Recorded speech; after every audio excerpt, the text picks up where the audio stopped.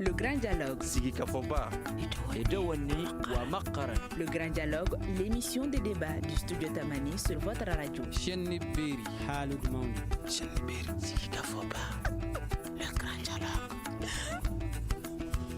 Embargo sur le Mali, quel impact sur l'activité économique? C'est le thème du grand dialogue de ce soir et nos invités sont professeur Abdoulaye Niang, économiste, directeur du centre Séné, Modibo Maoumakalou, économiste, et docteur Etienne Fakaba Sissoko, économiste, chercheur au Centre de recherche et d'analyse politique, économique, sociale, CRAPES. Je suis Mohamedou Touré, chers invités, auditeurs et téléspectateurs de Studio Tamani. Bonsoir à toutes et à tous et bienvenue. Le grand dialogue. Embargo sur le Mali, fermeture de toutes les frontières aériennes et terrestres. Professeur Abdoulaye Niang, quelle analyse faites-vous de cette décision de la CEDEAO? C'est une opportunité. C'est une opportunité pour l'Afrique d'aller vers l'indépendance économique. C'est une opportunité pour les nations comme le Mali d'aller vers la souveraineté économique. C'est une opportunité pour les collectivités territoriales élevées au statut de région-État comme Kidal, d'aller vers la garantie de leur droit de propriété sur les ressources naturelles. Et enfin, c'est une opportunité pour les communautés de localité qui ont fait l'objet d'expropriation de leurs droits de jouissance sur leurs terres agricoles et minières de restaurer leurs droits de jouissance. Donc c'est une opportunité extraordinaire pour les économistes. Nous sommes trois ici. Nous devrions terminer en communion pour aller conseiller davantage ceux qui ont le pouvoir exécutif aujourd'hui. On a une opportunité que nous ne devons pas rater. Donc, sanctions, embargo, ce sont des externalités positives et négatives. Mais c'est net positif pour le Mali et l'Afrique. Docteur Etienne Fakaba Sissoko, une opportunité ou un problème pour le Mali? Non, une crise n'est une opportunité que si les anticipations avaient été faites, que si le mécanisme qui aurait dû nous permettre de supporter les conséquences d'une telle crise avait été pensé et repensé. Ce qui est le cas du Mali, mais de l'autre côté, une chose est d'avoir l'architecture qu'il faut pour sortir de cette crise, une autre est d'avoir l'interlocuteur qui est conscient de la gravité de la crise et capable de mettre en œuvre cela. Malheureusement, de tout temps dans nos pays, c'est cette difficulté-là que nous avons. Sinon, effectivement, cette crise peut être une opportunité pour le Mali et pour les pays de la sous-région, de la CEDEAO de façon générale. Pour la simple raison qu'aujourd'hui, on va parler certainement plus en profondeur des conséquences, mais c'est que un embargo comme celui qui est posé sur le Mali remet en cause les fondements de nos différentes économies. Quand vous prenez par exemple notre économie, elle est portée essentiellement par deux secteurs. C'est le secteur primaire avec l'agriculture, près de 40%, et de l'autre côté, c'est le commerce, donc les services. Et quand vous prenez ce service-là, ce commerce-là, vous remarquerez que l'embargo aura un impact sur les échanges de biens et services que nous avons avec le reste de la sous-région. Nous sommes un pays continental, ce qui veut dire que l'essentiel de nos équipements, l'essentiel de nos biens même de consommation première, viennent de l'étranger. Donc aujourd'hui, l'embargo aura comme conséquence immédiate le ralentissement dans l'acheminement de ces biens et services-là. Et donc, l'économie étant basée sur quelque chose, sur un principe assez simple, plus un bien est rare sur un marché, plus le prix de ce bien-là augmente. Et donc, plus on parle même d'embargo, plus l'incertitude s'installe chez l'agent économique. Or, l'économie également n'aime pas l'incertitude, parce que les investissements n'aiment pas l'incertitude. L'activité économique, de façon générale, a horreur de l'incertitude. Donc, il faut, bien entendu, que nous soyons conscients de tous ces leviers-là qui vont peser sur notre économie si ces sanctions doivent durer, et d'anticiper sur les différents leviers. Et pour terminer, vous avez aujourd'hui un pays comme le Mali qui a un budget de plus de 2300 milliards, mais sur ce budget où nous avons un déficit qui est financé sur le marché international. Financer sur le marché international, ça veut dire que nous allons sur le marché pour demander de l'argent. Or, avec les embargos, cela n'est plus possible. Donc, il n'est plus possible d'avoir recours au marché international pour financer notre déficit budgétaire. Il n'est plus possible d'avoir accès au marché international parce que les opérations interbancaires ont été suspendues, parce que l'activité économique va être au ralenti, parce que les banques secondaires que nous avons ne pourront plus avoir recours à la BCEAO pour pouvoir se réapprovisionner, etc. Modibo Mahamadou, ces sanctions de la CEDEAO sur le Mali sont-elles une difficulté ou bien une opportunité pour le pays? Mais écoutez, vous savez, nous sommes déjà dans assez de difficultés. Vous n'êtes pas sans savoir que depuis le début de cette année, nous faisons face à la pandémie de la Covid-19. Et nous avons de sérieux problèmes avec notre économie cette année. Il était prévu que nous allions avoir une croissance économique de 5% cette année. Mais après l'exécution du budget à la fin, au 31 mars 2020 déjà, il a été estimé que ce taux doit être révisé de 4 points. Donc nous serons peut-être à 0,9%. Mais à mon avis, ça va être pire que cela. Et entre-temps, il y a eu la crise du coton, des cotonculteurs, si vous voulez dire. Le coton, c'est vraiment, le secteur cotonnier constitue vraiment une manne extraordinaire pour notre pays. Et constitue vraiment les poumons de notre économie. Parce que vous n'êtes pas sans savoir qu'il y a environ 4,5 millions à 5 millions de personnes qui dépendent du coton. Et c'est le coton qui permet de faire les céréales sèches, c'est le coton qui permet de faire l'élevage, et puis les cotonculteurs contribuent beaucoup à réduire la pauvreté. Parce que nous sommes dans une difficulté aussi au sens des finances publiques. Les recettes fiscales et non fiscales vont fondre. Tenez-vous bien, au 31 mars 2020, il n'y a eu qu'une réalisation d'environ 15% sur les recettes qu'on devait obtenir. Bien vrai que ce n'est que le premier trimestre. Mais tout cela va s'amplifier. Et ce que je voulais dire surtout, c'est qu'en fait, uniquement à cause de la pandémie de la Covid et les 4 points de recul de la croissance économique qui est la croissance du PIB, du produit intérieur brut, qui constitue l'ensemble des biens et services produits dans notre pays pendant une année. Et c'est ça la richesse nationale. Et quand elle est bien répartie équitablement au sein de la population, ça permet d'améliorer les conditions de vie des populations. Donc, cette baisse de 4 points de notre croissance, parce que depuis 25 ans, nous sommes à 5% de taux réel de croissance, et ça n'a pas permis de diminuer substantiellement la pauvreté dans notre pays. Donc 4 points de diminution minimum, et je pense à mon avis que ça va être plus. Il faut estimer qu'environ 1 million de Maliens vont basculer dans la pauvreté, supplémentaires vont basculer dans la pauvreté. Et si en plus de cela, le Mali, qui est quand même très dépendant du commerce extérieur, d'abord un hommage émérite à nos illustres dévanciers qui ont contribué à nous donner l'indépendance le 22 septembre 1960.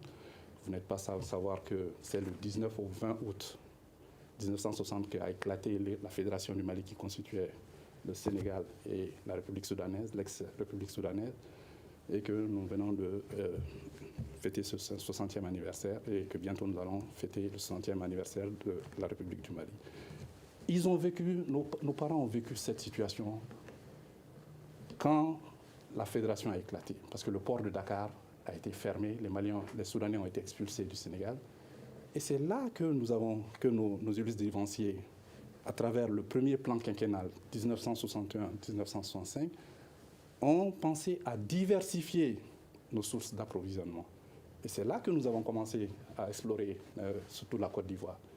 Mais aussi, ce que je puis dire, déjà en 2012 avec la crise ivoirienne, le programme du président ATT avait quand même mis l'emphase sur le désenclavement intérieur et extérieur. Donc nous avons diversifié les sorties vers l'extérieur, le port de Nouadhibou, le port de Tema au Ghana, le port de Cotonou, le port de Lomé, etc., etc., en plus du port de Dakar et du port d'Abidjan et aussi Conakry.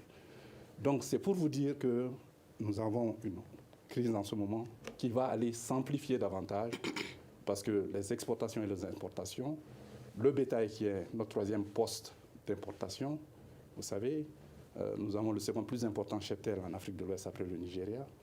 Mais si nous ne pouvons pas vendre notre bétail, ça va faire encore des diminutions de ressources pour le secteur rural qui, en réalité, tire notre économie. On va y revenir tout à l'heure, en plus en détail avec les conséquences. Mais déjà, les conséquences qui sont ressenties, notamment, il semblerait que les salariés qui doivent retirer leur salaire au niveau des banques vont avoir des difficultés à avoir leur salaire aujourd'hui. On va écouter cette réaction de M. Hamadoun Ba, qui est le secrétaire général du syndicat national des banques et établissements financiers. Les salariés qui ont leur banque ailleurs, où il faut que la banque, pour payer ses salaires, doit passer par d'autres banques, c'est là où ça va se compliquer. C'est à ce niveau où on a vraiment besoin que la BCEAO ouvre. Il y a l'approvisionnement aussi pour que les banques puissent s'approvisionner en termes de liquidité. Les banques qui rencontrent des difficultés puisque la CEDEAO a également bloqué les transactions. Aujourd'hui, quel impact sur les salariés maliens, professeur Abdoulaye? Bon, je vous ai dit, ce sont des externalités qui sont négatives, positives. Il faut que l'on soit courageux dans cette bataille commerciale, qu'on apprenne des leçons des autres aussi.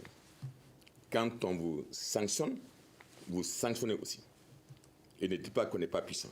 Le Mali peut aussi sanctionner? Absolument. Comment? Mais je prends l'or. Il en a parlé. Il a parlé du bétail. Il a parlé du coton. On va ajouter le riz. Ce sont 3 ou 4 produits stratégiques qui constituent le commerce entre nous et les autres. Le thé que les gens aiment bien boire, certainement qu'il y a Farako encore qui là-bas. Et puis, bon, le sucre, nous avons le sucre.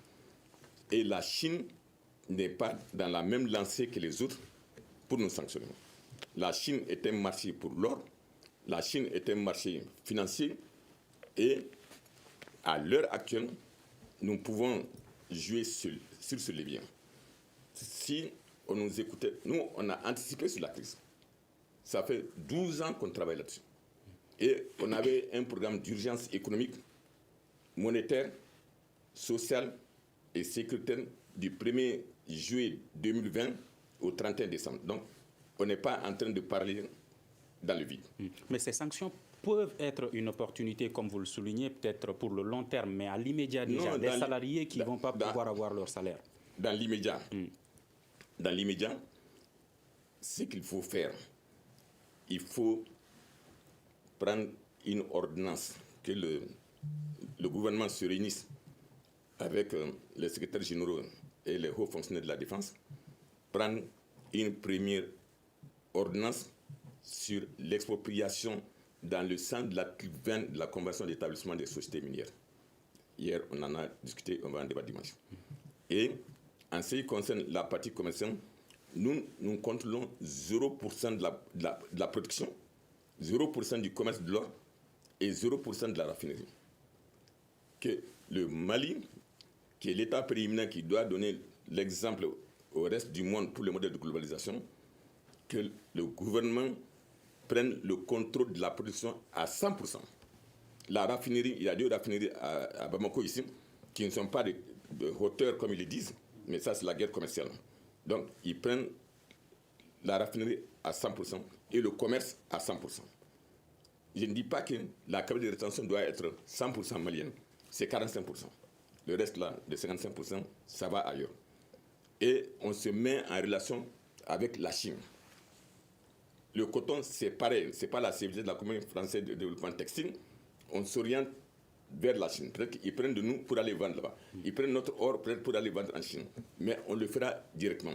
Maintenant, si tu as une garantie comme l'or avec toi, eh bien mon cher ami, tu as de l'argent. Tu auras du dollar. Même si le dollar doit être transféré de la Chine directement pour venir la déposer dans notre banque centrale qui n'est plus liée à la BCEAO, let it be, c'est bien. C'est-à-dire qu'il faut accepter de souffrir pour être reposé demain.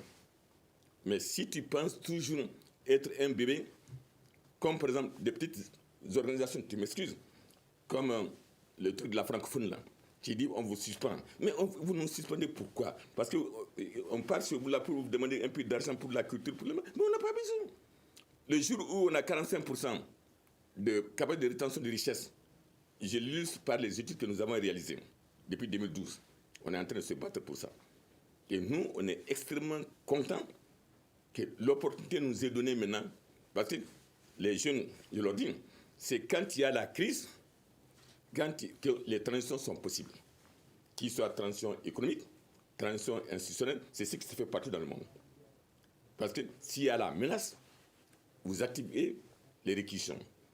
Il y a une loi qui existe au Mali, qui est la loi 04051 du 23 novembre 2004, pourtant Organisation générale de la défense nationale et du gouvernement même. Et dans ça, l'article 7 dit, en cas de menace, vous partez à l'article 6 pour la réquisition. Donc ceux qui sont dans la production de l'or, par exemple, dans le secteur minier, il y a des Maliens qui sont formés à l'ENI. Ce sont eux, en général, qui sont les moteurs. Vous les réquisitionnez selon l'article 6 de la loi 04051. Partagez-vous cette analyse de professeur Niang, docteur Etienne Fakaba-Sissoko? Je crois qu'à long terme, c'est effectivement vers cela qu'il faut aller. Mais comme vous le savez, il faut gérer d'abord la situation dans laquelle nous sommes et il faut mettre en place les mécanismes structurels qu'il faut en termes même de vision économique. Parce qu'aujourd'hui, si les sanctions nous font tellement peur, c'est parce que quelque part nous dépendons encore de l'extérieur. Si les sanctions nous font peur, c'est parce que nous n'avons pas su mettre en place les unités industrielles capables de supporter les besoins de notre économie nationale. Donc si travail Donc on a besoin de l'extérieur, contrairement à ce que le professeur Abdoulaye disait. Non, de toute façon, un pays, aucun pays dans le contexte actuel ne peut vivre en autarcie. Aucun pays. Aucun pays. Et les conséquences que nous sommes en train de dire, en tant que panafricain, je suis désolé de le dire, que c'est une sanction non pas contre le Mali ou contre la Côte d'Ivoire ou contre le Sénégal, mais c'est une sanction contre l'Afrique elle-même. Parce que les conséquences économiques sur le Mali, un taux de croissance qui va passer de 5,6% à 0,9%, aura immédiatement des conséquences sur la zone UEMOA, sur la zone CEDEAO. Et ça va se répercuter également sur l'économie sénégalaise. Parce que nous sommes un des premiers partenaires du Sénégal dans le secteur, par exemple, de la viande. Le Sénégal vit du cheptel malien. Quand vous prenez la Côte d'Ivoire, nous sommes un des pays en 2017, 2018, 2019, sur les 3 années successivement, on a dégagé, la Côte d'Ivoire a dégagé plus de 120 milliards en termes d'excédents d'exportation. Donc, ce qui veut dire que si le Mali arrête sa coopération avec ce pays-là, c'est un manque à gagner pour leur économie également. Et 100 milliards, c'est des investissements. Le Sénégal, c'est pareil. Donc, des conséquences pour nous, c'est aussi des conséquences pour eux. Et dans donc, l'immédiat, vous le disiez tout de suite, c'est les salaires des Maliens qui risquent d'être bloqués au niveau des banques. Sur le salaire, il faut clarifier cet aspect-là. En fait, le problème, c'est entre les banques. C'est les opérations interbancaires qui sont pour l'instant suspendues. Comme vous le savez, autant toi et moi, nous avons des comptes au niveau des banques. Les banques, elles aussi, secondaires, ont aussi des comptes au niveau de la BCEAO. Autant on s'endette auprès de nos banques, autant les banques secondaires s'endettent auprès de la banque centrale. Donc les mêmes relations qui existent entre nos clients et notre banque, ces mêmes types de relations existent entre les banques secondaires et la banque centrale dans une dimension beaucoup plus grande. Pour l'instant, ce sont ces opérations-là qui sont arrêtées. Et c'est aussi les virements interbancaires qui sont également arrêtés. Donc les salaires, je vois beaucoup de gens s'alarmer pour ce mois-ci. La liquidité existe au niveau du Trésor. Maintenant, si par malheur, le mécanisme qui doit être enclenché, si c'est des chèques par exemple, puisque les trésors ont des relations avec les banques centrales, si c'est des bons du Trésor ou des chèques du Trésor qui doivent transiter par la BCEAO, c'est là où les salaires ne pourront pas être faits. Mais peut-être pour l'instant, pour ce mois-ci, ceux qui retirent des chèques peuvent ne pas avoir de problème. Mais si, par exemple, un employeur qui est dans une banque doit transférer le salaire de son employé dans une autre banque, est-ce qu'il ne risque pas d'y avoir un problème? Non, ce n'est pas possible, justement. Donc, vous tous qui avez, par exemple, un compte dans une quelconque banque, si votre banque, elle, doit faire des virements dans les autres banques au niveau du pays, cela n'est pas possible. Parce que, comme je l'ai dit, la crise touche les opérations interbancaires. Mais si l'État doit verser, par exemple, mon salaire directement dans mon compte, j'ai accès à mon compte, que ce soit par chèque ou par retrait au niveau d'un guichet, je peux le faire. Mais c'est dès l'instant qu'il y a opération entre les banques, d'une banque, si le salarié, votre chef veut faire un salaire dans 10 banques, cela n'est pas possible, malheureusement, dans la situation actuelle. Donc, ce qui peut être fait, c'est au niveau de chaque entreprise, parce que ça existe dans les entreprises plus privées qu'au niveau de l'État. Donc, c'est à chaque entreprise de mettre un mécanisme en place pour payer par billetterie, en tout cas pour ce mois-ci, le temps que le vendredi, ou c'est demain d'ailleurs, qu'il y a une réunion des chefs d'État de la CEDEAO, qui vont se pencher. C'est pourquoi je pense que l'approche privilégiée par le professeur Niang est une approche qui doit être dans le long terme. Mais qu'à l'immédiat, le Mali n'a pas intérêt à aller dans un bras de fer avec les sociétés minières, avec l'international, avec la CEDEAO, avec les autres partenaires commerciaux. Non. Parce que nous sommes d'abord en crise, parce que les instruments structurels qu'on aurait dû mettre en place, nous n'avons pas été capables de les mettre en place, parce que les politiques industrielles d'autosatisfaction des besoins que nous aurions dû mettre en place depuis plusieurs années, nous ne l'avons pas fait. Donc, manque d'anticipation, c'est ce que vous êtes en train de dire. Il n'y a pas eu d'anticipation. Il n'y a pas eu d'anticipation. Peut-on s'attendre à cette même anticipation au niveau des différentes entreprises pour que les salariés puissent avoir leur salaire, comme l'a proposé Dr Etienne Fakaba Sissoko? Mais vous savez, les salariés, il y en a 120 000 salariés au Mali. De 20 millions de Maliens. Vous avez 55 000 au niveau de la fonction publique et vous avez 65 000 au niveau des collectivités territoriales. Et la masse salariale au niveau du budget d'État, pour le personnel, c'est environ 636 milliards. D'accord. Bon. La problématique, parce que j'ai parlé un peu avec la BCEAO hier, on me semble que la BCEAO a repris ses activités hier. Est-ce que c'est parce que c'est hier qu'ils ont rouvert, si ce qu'on m'a dit est exact, que ça y a eu de la lenteur, parce qu'en réalité, quand les banques travaillent avec elles, si vous avez un chèque que vous me donnez et que moi, on ne sommes pas de la même banque, il y a un système qui s'appelle la compensation entre banques. Tous les jours ouvrables, toutes les banques primaires commerciales se réunissent à la BCEAO et font des échanges, passent des écritures par rapport aux chèques que les uns ont envers les autres pour faire la comptabilité. Donc si la BCEAO était fermée, ça m'étonnerait que la compensation puisse se faire. Donc j'espère que ce n'est que cela. Mais les gens oublient aussi que la BCEAO est l'institut d'émission. C'est la BCEAO qui est la Banque centrale des États de l'Afrique de l'Ouest qui émet les billets et les pièces en monnaie. La BCEAO bat monnaie. C'est elle qui frappe la monnaie et qui ravitaille les banques primaires. C'est elle aussi qui réglemente le secteur bancaire au niveau des réserves et autres. Donc, si la BCEAO aussi applique les mêmes sanctions que la CEDEAO, bon, je comprendrais que cela puisse jouer, mais je pense qu'en tout cas, que c'est un problème qui va se résoudre assez rapidement. D'accord, mais au-delà des salariés, quel va être l'impact également sur le secteur informel?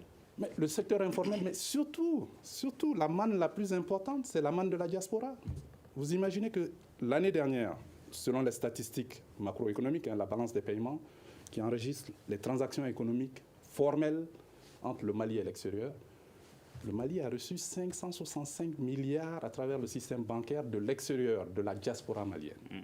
Mais vous imaginez, il y a des familles qui ne vivent que de cela. C'est cela qui permet aux gens de tenir. Notre secteur, Dr Sissoko l'a dit, notre économie est structurée de sorte que vous avez 40% qui est composé du secteur rural, développement rural. C'est agriculture, élevage, pêche, sylviculture, tout ce que vous voulez. Et le secteur secondaire, c'est-à-dire les mines et l'industrie, font 20%. Et le secteur tertiaire, les services, le commerce, etc., font 40% aussi. Mais la plupart des gens qui sont vulnérables se trouvent et dans le secteur primaire et dans le secteur secondaire. Donc la majorité des gens qui sont au Mali, la majorité du secteur privé au Mali, je peux estimer entre 80 et 90%, sont du secteur informel. Et ceux-là sont déjà grandement touchés par la pandémie de la Covid, la crise de la Covid. Parce que vous savez que les chaînes d'approvisionnement mondiales ont été rompues et qu'à travers les mesures de distanciation sociale, les gestes et les mesures barrières, sanitaires, parce que nous sommes en état d'urgence sanitaire, si je me souviens bien, ont fait que les échanges mondiaux ont lourdement chuté. Je vais vous donner un exemple patent. Le coton que nous avions exporté, enfin, qui se trouve au port d'Abidjan depuis l'année dernière, n'a pas pu partir. Parce que c'est bloqué, parce que la plupart des ports, il y a des restrictions au libre-échange, au mouvement des marchandises, etc. Donc ce secteur informel qui achète et qui vend, par exemple, si on voit la CEDEAO, quelle est notre dépendance par rapport à la CEDEAO, il y a 14%, 15% environ de nos exportations qui se font au niveau de la CEDEAO, Communauté économique des États de l'Afrique de l'Ouest. Et nous avons environ 45% de nos importations qui viennent de la CEDEAO aussi. Et nos deux premiers partenaires commerciaux sont le Sénégal et la Côte d'Ivoire. Pour les exportations, c'est le Sénégal. 16% de nos exportations vont au Sénégal et je pense que c'est le bétail. Mais pour les importations, la Côte d'Ivoire est notre premier partenaire.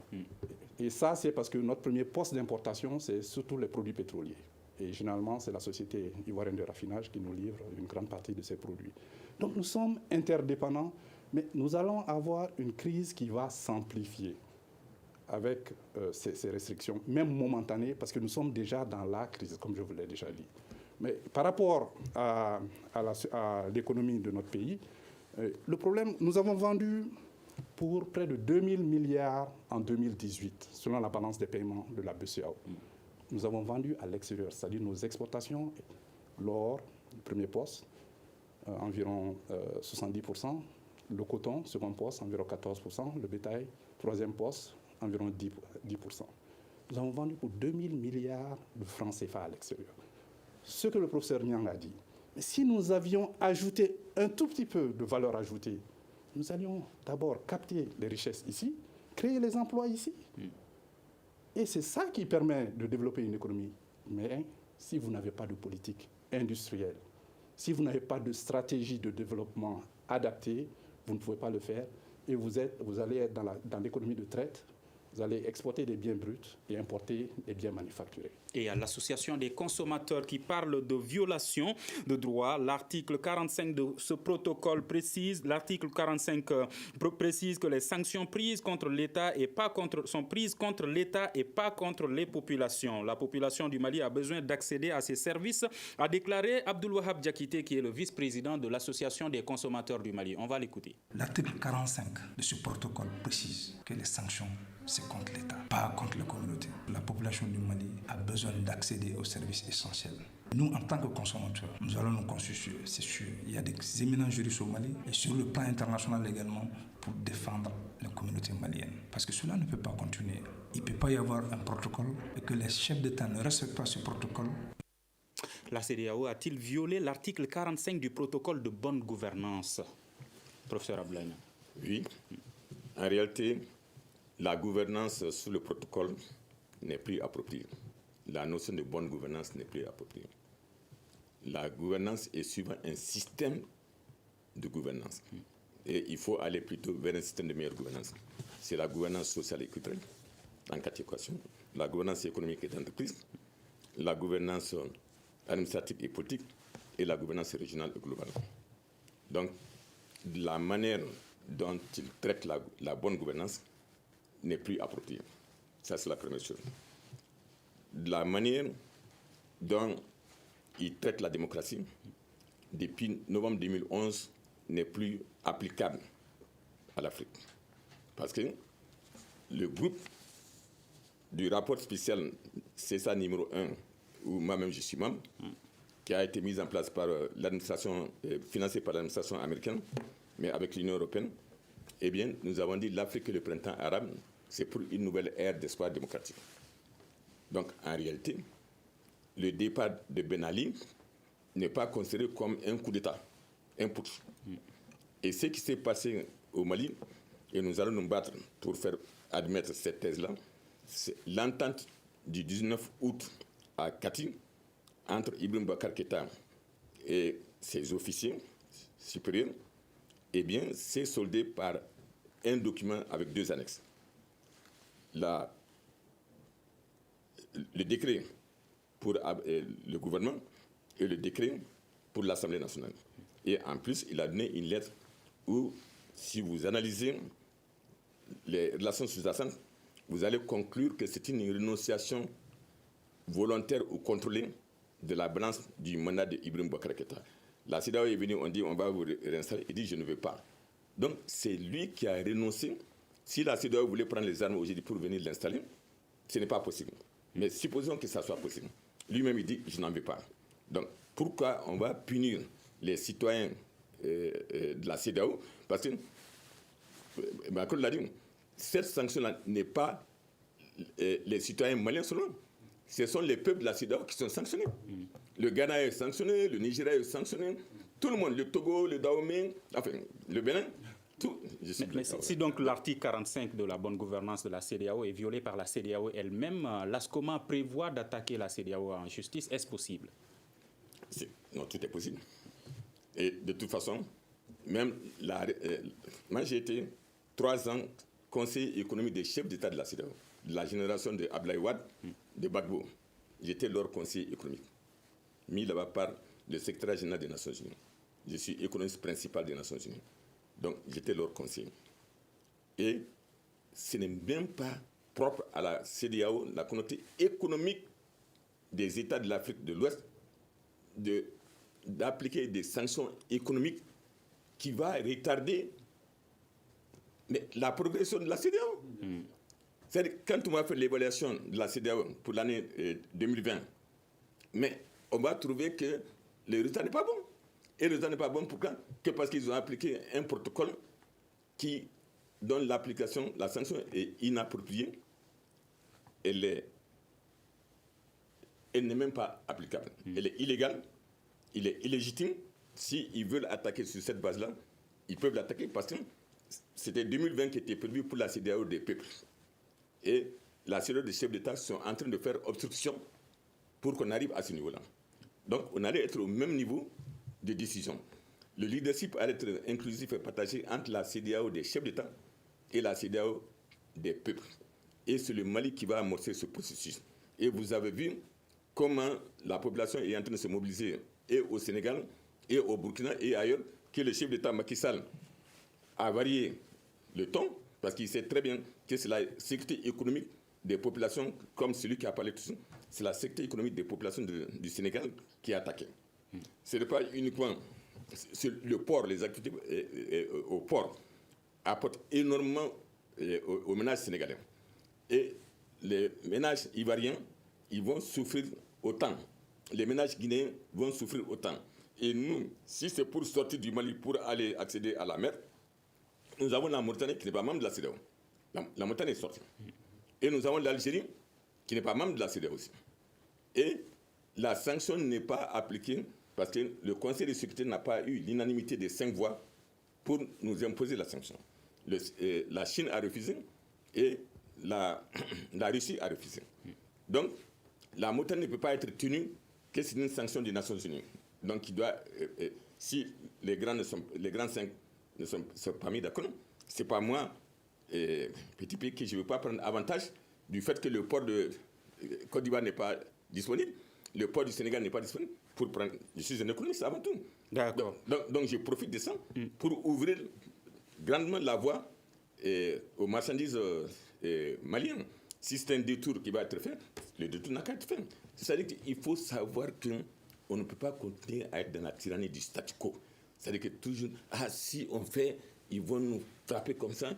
Mais frappez-nous. Vous répondez ainsi à la question de Bakary Koulibaly sur Facebook qui demandait un embargo. N'est-il pas une injustice à partir du moment où IBK a clairement dit aux émissaires de la CEDEAO qu'il a démissionné de son plein gré? Et il y a Djakaridja Seydou Konaté qui pose une question. Est-ce que nos ressources nous permettent de tenir pendant longtemps sous l'embargo, Dr Etienne Fakabassissou?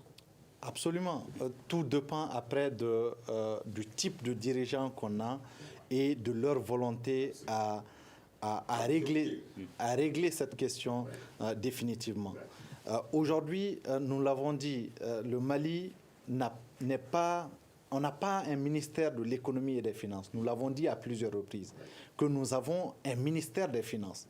Donc l'essentiel du fonctionnement de l'économie de notre pays est basé sur les finances, donc sur le budget de l'État. Or, aujourd'hui, il y a énormément de leviers sur lesquels nous pouvons nous battre pour rationaliser davantage le budget de l'État et faire face aux urgences. Je vous donne 2 exemples illustratifs. D'abord, vous avez suivi avec moi la dissolution de l'Assemblée nationale. Le budget de l'Assemblée nationale, c'est aujourd'hui 16 milliards de francs CFA. Et dans le budget qui est en cours de rectification, ils étaient revenus à 12 milliards. Mais de 2010 à aujourd'hui, nous avons subi une augmentation du budget de l'Assemblée de 5 milliards et demi de francs CFA. Pour quel résultat et pour quel objectif? Et surtout, pour quelle pertinence? Il n'y en a pas. Donc aujourd'hui, nous avons la possibilité de prendre, même si on est dans le 2e trimestre de l'année, il y a au minimum la moitié de ce budget-là, 8 milliards, qui sont disponibles ou qui peuvent être mobilisés. Nous avons beaucoup d'institutions comme le Haut Conseil économique et social, comme le Haut Conseil des collectivités, comme d'autres institutions qui, non pas parce qu'elles sont inutiles et d'autres parce qu'elles sont effectivement inutiles, mais parce que dans la situation de crise actuelle, elles ne peuvent pas être productives. Et donc, si elles ne peuvent pas être productives, il faut aller justement vers ces institutions-là, prendre tout ce qui est lié au budget d'investissement et même de fonctionnement dans certains cas pour vous l'avez dit, ça dépend des dirigeants, mais dans le contexte mais pour actuel, aller simplement, je parle du salaire. Les salaires peuvent être toujours pris en compte. Parce qu'aujourd'hui, l'urgence, c'est cela. Si nous ne voulons pas avoir une guerre civile, il faut éviter que le salaire des fonctionnaires ne puisse pas être payé.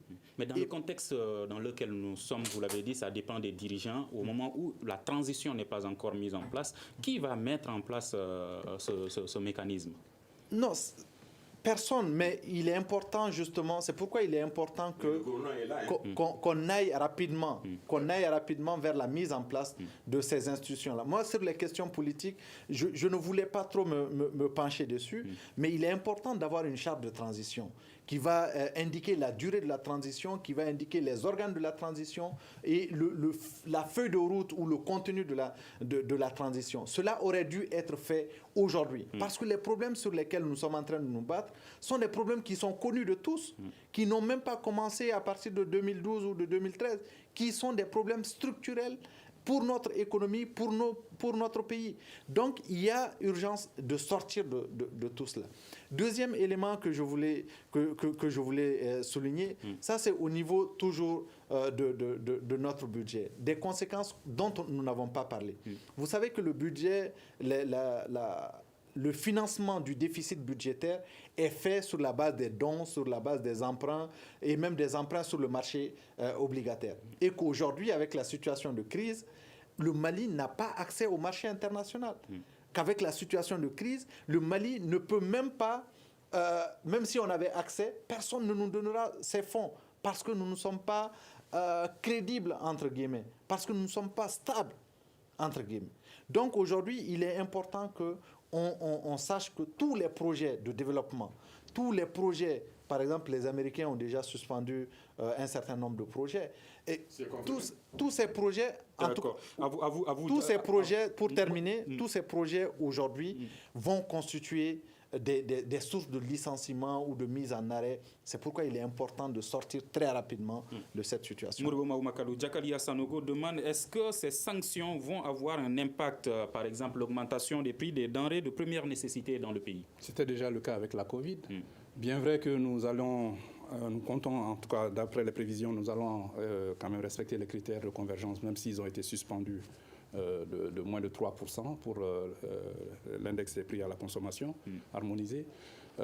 Les prix des denrées alimentaires ont augmenté substantiellement à cause de la Covid. Parce que vous n'êtes pas sans savoir que dans notre balance des paiements, les produits alimentaires sont notre 4e poste d'importation. Vous savez, en 2018, le Mali a importé pour 327 milliards de denrées alimentaires. Bien vrai que nous soyons une puissance céréalière. Donc, ça revient toujours à... Pour revenir sur le budget, vous savez, de l'indépendance à nos jours, ça fait 60 ans que nous avons un budget déficitaire. C'est-à-dire que nos charges sont supérieures à nos ressources. 60 ans. Et vous savez, le budget, c'est le budget qui définit les priorités nationales. quelqu'un a parlé des services sociaux de base, mais ce sont les services essentiels de base qui sont de la responsabilité de l'État, l'éducation, la santé, l'alimentation, etc., mais doivent être des priorités dans un pays comme le nôtre, où 50% de la population a moins de 14 ans déjà. Et le problème qui se pose, c'est que nous avons des budgets de fonctionnement. Plus de la moitié des recettes fiscales vont uniquement dans le fonctionnement de l'administration, des 120 000 personnes dont je vous parle. Il nous faut quand même penser aux investissements, parce que c'est l'investissement qui crée la croissance économique, qui permet d'augmenter le revenu national, la richesse nationale, et d'améliorer le bien-être des Maliens et des Maliennes. Mais ce budget d'investissement, il est financé par qui? Par l'extérieur. Alors, faut-il s'attendre à la levée de ces sanctions si les autres pays de la CEDEAO sont concernés par cette sanction, comme vous l'avez souligné? Il y a un sommet des chefs d'État qui est prévu dans les prochaines heures. Non, c'est reporté à vendredi. Oui, dans les prochaines heures, j'ai dit. Donc, faut-il s'attendre à la levée des sanctions? Moi, je pense que je suis optimiste pour la levée des sanctions. Mais il y a un détail très, très important. Il y a eu un communiqué hier des puissances occidentales, les États-Unis, je pense l'Allemagne et la France, qui ont demandé aux autorités maliennes actuelles de faire très attention aux recommandations de la CEDEAO. Parce que vous savez, c'est le principe de subsidiarité. Les sanctions imposées par la CEDEAO, la Communauté économique des États de l'Afrique de l'Ouest, seront suivies par l'ensemble des partenaires extérieurs, non seulement bilatéraux, mais aussi multilatéraux. Et nous sommes dépendants. Pour revenir à ce que je disais, nos investissements, 2 investissements sur 3 au Mali, publics, les routes, les ponts, les écoles, sont financés par les partenaires extérieurs. Il va falloir changer tout cela. Drissa Dako vous adresse une question à vous, professeur Niang. Quelle stratégie économique le Mali peut adopter pour passer ces moments difficiles en maîtrisant l'inflation? C'est sa question. Vous savez, l'inflation, ça fait partie de l'économie. Donc, si on peut le minimiser, il n'y a pas de problème là-dessus. Je pense que le problème fondamental que nous avons, qu'on nous a reproché, c'est la léthargie intellectuelle. On ne cherche pas à trouver des solutions de rechange aux politiques existantes qui nous ont amenés dans la vallée des 2 Afriques. Les autres travaillent pour que l'or brille, que le Mali soit 3e producteur ou 2e producteur. Si on écoute les analyses que nous avons faites, peut-être que le Mali, à cause de cette crise-là, va être le premier producteur d'or de l'Afrique. Le fiston a dit, c'est quel leadership nous avons? Quel modèle de leadership nous avons? Un leadership inclusif et partagé, où tu as un leadership social qui définit les objectifs, et tu as un leadership économique qui prend les mesures et les programmes de stimulation du leadership politique. Faut-il s'attendre à la levée des sanctions au cours du prochain sommet des chefs d'État de la CEDEAO? Si nous continuons à communiquer sous la tyrannie du statu quo, ils ne le feront pas. Parce qu'il faut qu'on leur démontre aussi que nous avons une détermination partagée, nous avons une volonté collective de se sortir de la crise. Pas qu'on va dépendre encore de l'Union européenne. Et en réalité, Macron a été un peu plus nuancé. Il n'est pas d'accord qu'on prenne la responsabilité de la souveraineté civile. D'accord. Donc, Dr Etienne Fakaba Sissoko. Oui, la souveraineté politique. Le temps nous fait défaut, il nous reste juste 30 secondes pour Etienne Fakaba Sissoko. On est en train de le mettre en... Non, parce que le fiston Macron a dit qu'ils ont fait une déclaration. Je vais dire simplement que Macron, c'est s'il veut avoir un deuxième mandat, que le revenu on va y revenir dans nos prochains débats. Aujourd'hui, si ces sanctions ne sont pas levées au cours des prochains jours, qu'est-ce que le Mali peut faire dans l'urgence? Le Mali doit se retourner vers lui-même en rationalisant davantage les dépenses publiques, en moralisant davantage la gestion des affaires publiques et surtout en essayant de faire face à l'urgence. Et toutes les dépenses superflues qui ont accompagné... Merci beaucoup, le temps nous fait défaut. Merci à nos invités, Modibo Maoumakalou, économiste, Dr Etienne Fakaba Sissoko, économiste également chercheur au Centre de recherche et d'analyse politique, économique et sociale, et professeur Abdoulaye Niang, économiste, directeur du Centre Séné. À la régie, vidéo et audio, Gagné Kanté et Peting Diarra, je suis Mohamedou Touré. On se retrouve demain pour un prochain numéro du Grand Dialogue de Studio Tamani. Merci à tous. Le Grand Dialogue. Sigi Kafoba. Edouani wa Makaran. Le Grand Dialogue, l'émission des débats du studio Tamani sur votre radio. Chenni Beri. Sigi Kafoba.